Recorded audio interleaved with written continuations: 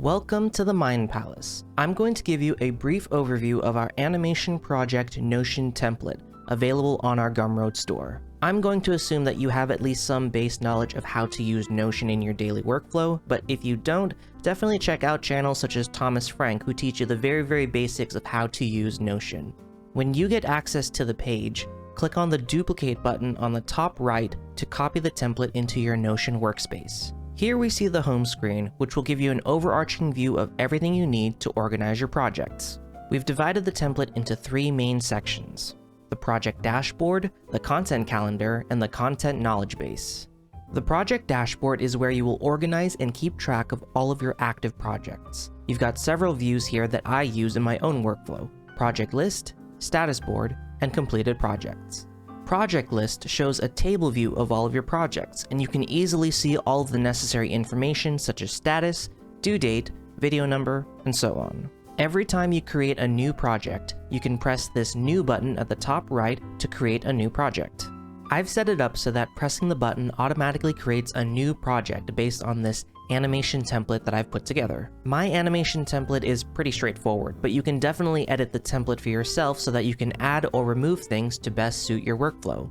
You can also create new templates based on different types of video projects that you have. I might have a different workflow depending on if I make an anime style video, a storytime animation video, or a TikTok video. Moving on to the status board, you can see that it's set up to display your projects based on the stage of the animation process you are in. For my purposes, I've broken it down to idea, storyboard, rough animation, revisions, line art, coloring, post-production, export, and done. I really enjoy using this Kanban style of database because it gives me a visual representation of where each video project is at in the pipeline, and it's just fun to move the boards around like sticky notes on an actual board. One special thing about Notion is that you can set up your view filters to hide entries based on certain parameters, meaning once a project is considered done, I can change its status to done and it will disappear from the view. This can be set up in any view by going to Filter and changing the parameters the way that you want to. This brings me to the completed projects view, which is basically the opposite of the other views. I've set up the filter to only show me the projects that have the done status, so that I can keep track of what videos I've already completed. This is a very functional setup for me, and it's basically how I'm able to keep track of so many ideas and projects, and you can further change this template to suit your needs. For instance, in one of my personal project dashboards, I've got it further grouped to show my projects based on the type of video so that I can see an overview of the different types of projects I have on my list, as well as their statuses and needs. This one is grouped based off of an anime category, a storytime category, and a TikTok category. I've also created individual views of the types of videos in case the main dashboard is too overwhelming. Going back to the main template, let's look at the content calendar now. One of my favorite features of using Notion's calendar view for databases is the fact that I am able to reschedule things easily by dragging a project to another day on the calendar. By default, the template also displays the status of the video underneath the title, but if that's not your cup of tea, just click on the three dots up here, go to Properties, and then choose what you want to show or hide.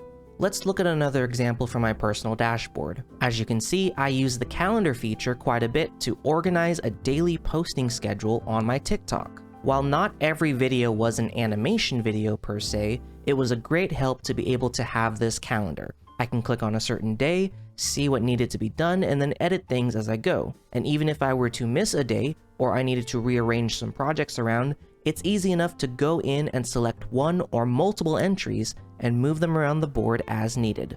You can also set up alarms and reminders in Notion, although this is a feature that I personally do not use. Finally, something that I use Notion for the most, a content knowledge base. I know a lot of folks use Notion for note-taking or use it as a second brain, so I want to implement some of that functionality into the dashboard as well. As you can see here, I've provided a bunch of helpful links to help you get started in animation or anime production. Some of the information I provided in the template are templates, tutorials, or channels that have helped me to create awesome animations and improve my art and animation skills, and I'm compiling the list for you for free. I get asked over and over again what applications, what templates, what programs, settings, brushes, and so on that I use, so here you go. Definitely use this section to build out your content knowledge base, whether that's storing channels that you like to watch, favorite tutorials, free brushes, links to things, and so on and so forth. So I'm working with a team of animators and voice actors on my anime, but this team members list section is optional, as not everyone is working with a team. But sometimes it's a good idea to have a dedicated contact list stored of business partners, collab friends, or other important contacts. Sometimes I've fallen into the bad habit of losing people's Discord DMs among dozens of people that I talk to, or sometimes I'm working with my team and I end up forgetting which person works on what part of the production, so it's nice to have that little reminder. I've also personally made a separate list for my voice actors so that I know exactly how to contact them in case I need anything, what roles they are voicing, what their rates are, what their email is, or how I pay them, and so on. Again, not necessary, but very much recommended if you are working with a team of people. Finally, you'll notice at the bottom that there is an extra toggle block that says do not delete. Trust me, you do not want to delete that. This block houses the actual database, the actual brain of the template that contains every single project entry that you create, edit, save, and share. This is actually a simplified method of a template that I'm borrowing from Thomas Frank, where he has a master brain database that is the heart of the operation, and he uses linked databases in order to create the separate status views. Long story short, if you delete it, the template will start to go wonky and things may start to break. Trust me, I accidentally did that a while ago while experimenting with databases in Notion. I permanently deleted the database from even the Notion trash can, and that was a nightmare to try and sort out. Just trust me, don't delete it. So let's do a quick run through of how you can potentially use this template just using it as is. Step 1, click on New or click on the drop-down and select the template. This creates a new project entry that pops up on your screen. Step 2, fill in all of the details as needed. You don't have to use the video number tag that I'm using, honestly it's just the date, 23/08/25. You can tag your video whatever you want or just ignore it. Technically, you do not have to fill things out at this point, but it is highly recommended so that you don't forget any extra details. The new project entry will have a status of idea until you manually change it. Step 3, while working on your video, be sure to update the database as you go. Maybe you've set up your Google Drive folder so you can drop it into this section. Maybe you've typed up your script and you can place it into this section. Or you can switch to the status board view and then move the card accordingly to where you are in the process, or you can decide, hey, I want to post it on the 14th, so I'm going to set the date to that. Step 4, assuming that everything is completed, the very last step and the most satisfying is to set the status as done, and then it disappears from your dashboard altogether. And that's it. That's a basic overview of my animation project template in Notion. If you guys want to try out this template for yourself, you can head on over to my Gumroad page, linked in the top line of my description, and get it for yourself. I also sell a content creation dashboard for Notion that works similarly to this template, but it's specifically for YouTubers like me who want to manage one or multiple YouTube channels, or social medias, or whatever you want. And if you guys like this video, consider checking out some of my recent animations that were produced using this template.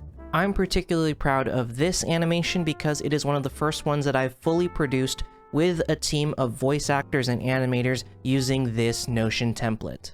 I was able to keep track of what animation shot was assigned to what animator, what the difficulty and priority was, what the deadline was, and what part of the animation process each shot was in, such as storyboard, coloring, line art, or post-production. But yeah, that's about it, so make sure you guys like the video if you haven't already, subscribe to the channel, and turn on notifications if you haven't already, because you will get notified exactly when I post my next set of animations. I'm already working on a couple of new animations, as well as the pilot episode of my original indie anime series called Welcome to the Mind Palace. And with that being said, thank you guys so much for watching, hope you're having a fantastic day, and I will see you guys in the next video. Bye-bye.